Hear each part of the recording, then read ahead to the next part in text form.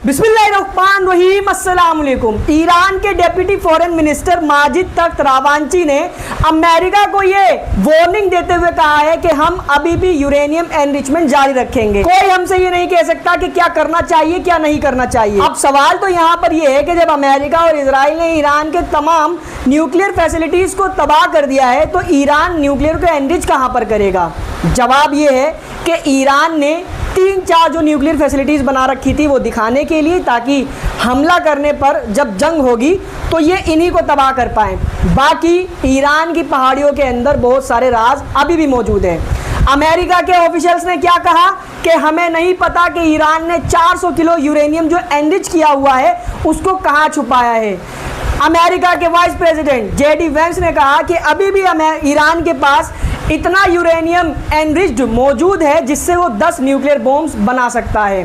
अब बताओ, जब ईरान के पास अभी भी उतनी ताकत है कि वो 10 न्यूक्लियर बॉम्ब अब भी बना सकता है, जिसमें से एक भी काफ़ी है इजराइल के लिए, तो ईरान के ऊपर ये हमला क्या फजूल था? ईरान को क्या बर्बाद करने की ये तैयारी थी? क्या ईरान को इराक बनाना चाहते थे?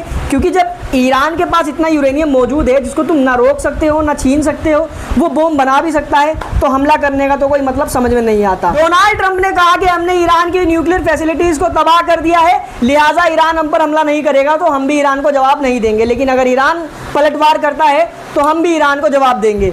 मतलब अमेरिका के पास ईरान से जंग करने का कोई अब दूसरा रीज़न है नहीं। लेकिन इजराइल चाहता है कि अमेरिका ईरान से जंग करे, क्योंकि अकेला निपट नहीं पा रहा है ना। 8-9 दिनों में क्या हाल हो गया है दुनिया ने देखा है। तो इजराइल हरगिज नहीं चाहेगा कि अमेरिका ईरान की जंग से बाहर निकले। अब जंग में इन्वॉल्व हो गया है तो अमेरिका को दूर दे जाने नहीं देगा।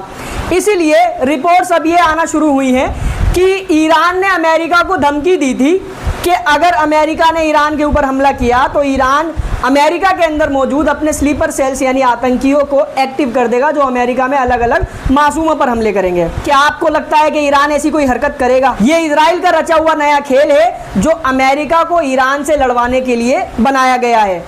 अमेरिका के अंदर हमले होंगे ईरान के नाम पर और अमेरिका ईरान के ऊपर अपने हमले जारी रखेगा। लेकिन इसी झूठी रिपोर्ट को कुछ बड़े बड़े पत्रकार बड़ी ही शान से बता रहे हैं जैसे ईरान कितना बड़ा डेयरिंग का काम कर रहा है। ईरान ने तो भाई वो ईरान जो कह रहा है कि न्यूक्लियर बनाना हराम है क्योंकि उससे मासूम लोगों की जान जाती है, वही ईरान अमेरिका में फिर ऐसे हमले भी करवाएगा जिससे मासूम लोगों की जान जाएगी, है ना। तो उधर ईरान के इत्तेहादियों ने इजराइल के डिमोना न्यूक्लियर फैसिलिटी का पूरा एक मैप जारी करके ये दावा किया है कि जो डिमोना न्यूक्लियर फैसिलिटी है इजराइल की, वो one of the most secret facility है जो ज़मीन के डीप अंदर तक मौजूद है ईरान के फोर्दोव की तरह, और उसके अंदर इजराइल लगातार बड़ी ही खतरनाक न्यूक्लियर एक्टिविटीज़ कर रहा है। अब इजराइल किसी भी न्यूक्लियर ट्रीटी का तो हिस्सा है नहीं, ना ही कोई IAEA, ना कोई TIEPA, ना कोई UN-2N जाता है इजराइल के अंदर इंस्पेक्शन करने के लिए कि इजराइल न्यूक्लियर बॉम्ब बना रहा है या नहीं बना रहा है।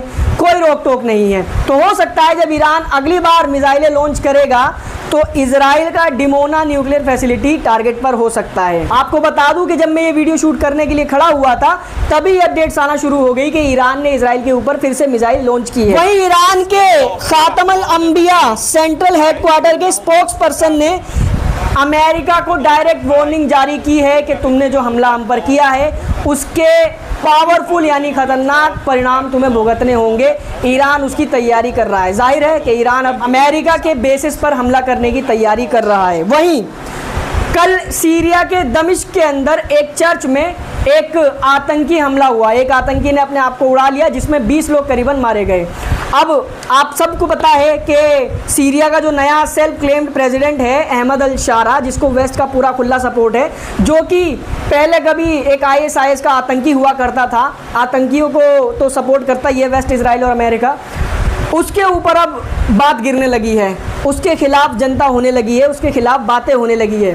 तो मैनेज करने के लिए, डैमेज को कंट्रोल करने के लिए तुर्की के खलीफा सामने आए हैं। इतने दिनों से जो बिल में घुसे हुए थे अब सामने निकल कर आए हैं जब अपने इंटरेस्ट हर्ट हो रहे हैं। तुर्की के खलीफा ने बहुत सारी बातें कही, ये पूरी रिपोर्ट है। लास्ट में इन्होंने कहा कि हम सीरिया को किसी भी तरीके के प्रॉक्सी वॉर के अंदर दोबारा से झुलसने नहीं देंगे। अच्छा, तो ये प्रॉक्सी अटैक करवाया किसने होगा?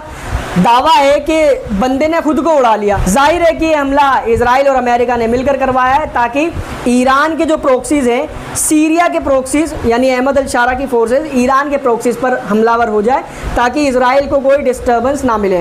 वैसे भी इजराइल को फिक्र करने की ज़रूरत नहीं है।